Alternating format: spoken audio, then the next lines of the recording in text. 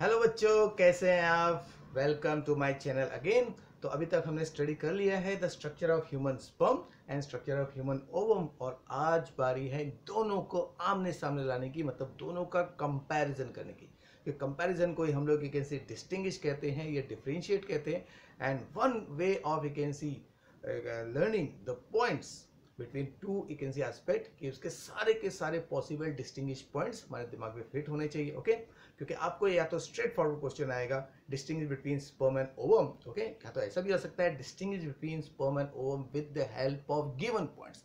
तो given point अगर पूछ लिया तो नेचुरली उसी पॉइंट के आधार पे आपको क्या है आंसर लिखना है, otherwise you can C you will not get the marks. Okay तो चलिए आज स्टार्ट करते हैं। तो already I have you can C put the 15 points, 15 points, और इनमें से कुछ पॉइंट्स को हम अगर स्प्लिट करेंगे तो 2 पॉइंट्स बन सकते हैं। ओके तो there is no hard and fast rule कि यही पॉइंट चाहिए।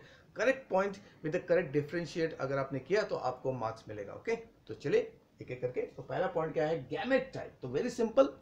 तो sperm is a haploid male gamete and ovum is the haploid female gamete. अगर ऐसा भी आप पॉइंट लिखते हैं कि sperm is produced by male and female ovum is produced by the female, तब भी आपको मार्क्स मिल सकते हैं। ओके सो तो second is shape and size. तो इसको हम लोग 2 पार्ट्स में भी डिवाइड करते हैं। तो शेप का पॉइंट अलग, साइज का पॉइंट अलग। ओके तो शेप के हिसाब से जो आपका स्पर्म है, we know it is elongated है, या इसको हम लोग टैडपोल शेप भी लिख सकते हैं। Okay tadpole shaped.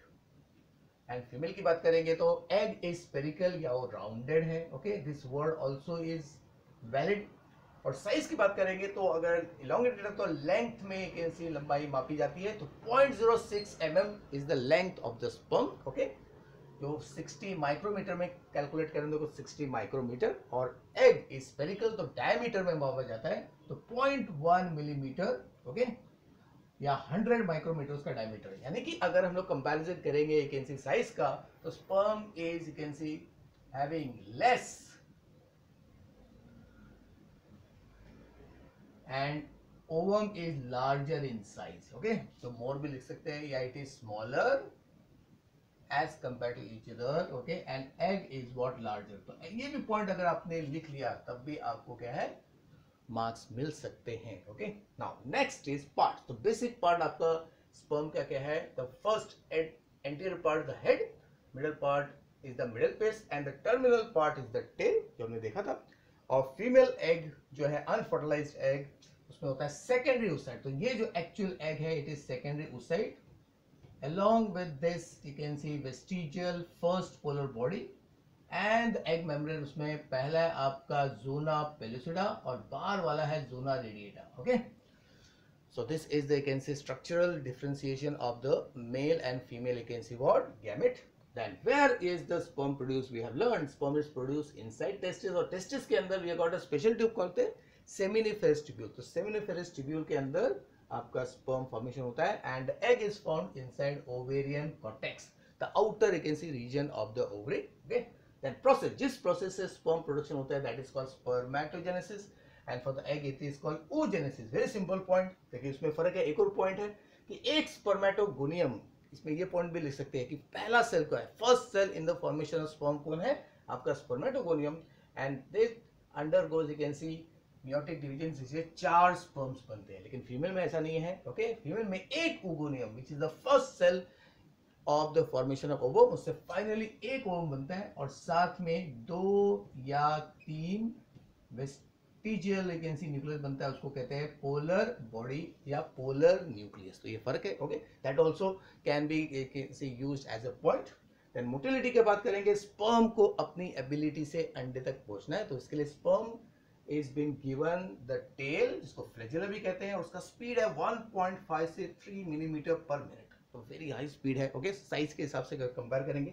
और आपका female egg is non motile, egg is not able to move. Okay then viability की अगर बात करेंगे, वाइबिलिटी मतलब सर्वाइवल एबिलिटी। एक बार रिलीज कर दिया गया तो उसके बाद में कितने समय तक स्पर्म जिंदा रह सकता है एंड सकता है। तो जनरली स्पर्म जो है after ejaculation, after releasing into the body of the female, it can survive only up to 24 to 48 hours. यानी कि स्पर्म रिलीज होने के 24 से 48 आवर के अंदर उसे अंडे तक पहुंचना है। और फीमेल एग का वायबिलिटी है 24 आवर्स से 36 hours after it has been release from the graafian follicle, यानी कि ओव्यूलेशन के बाद अंडा 24 से 36 आवर तक वायबल रहता है, जिंदा रहता है। वायबिलिटी मतलब survival ability.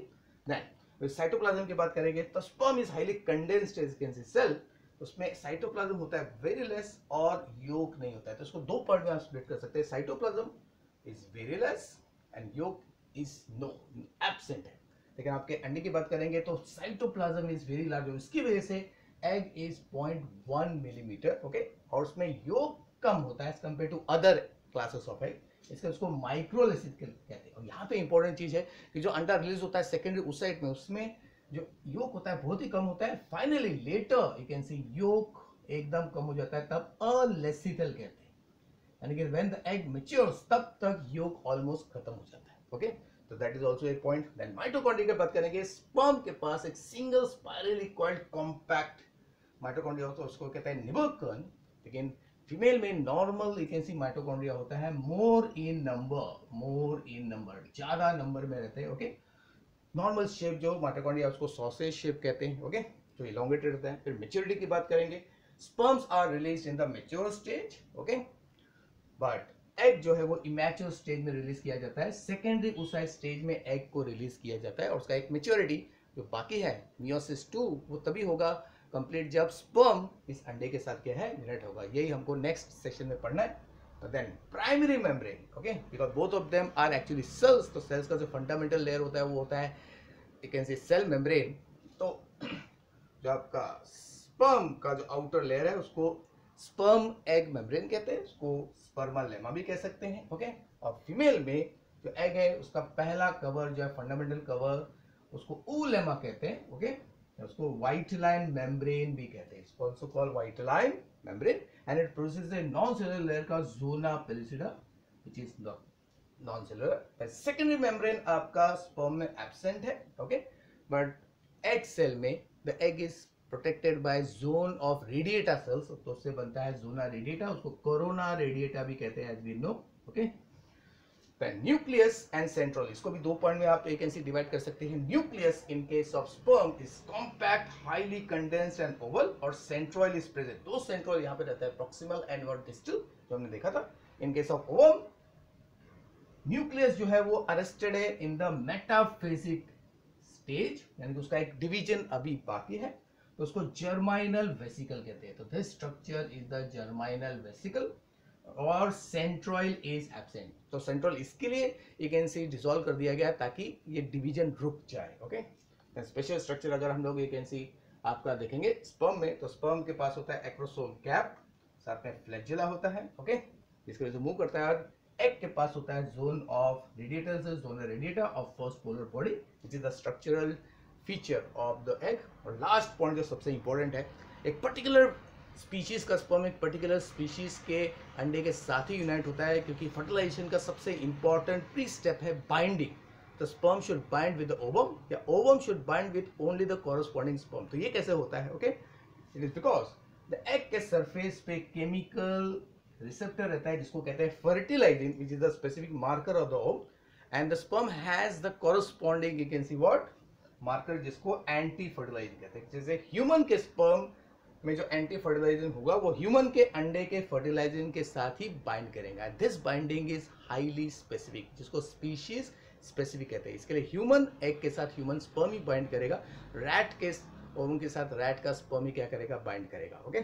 So that molecule by which the sperm and ovum gets bound to each other is called fertilizing and anti fertilizing. उस रिएक्शन को फर्टिलाइजिंग एंटी फर्टिलाइजिंग रिएक्शन कहते हैं, which is very important, okay.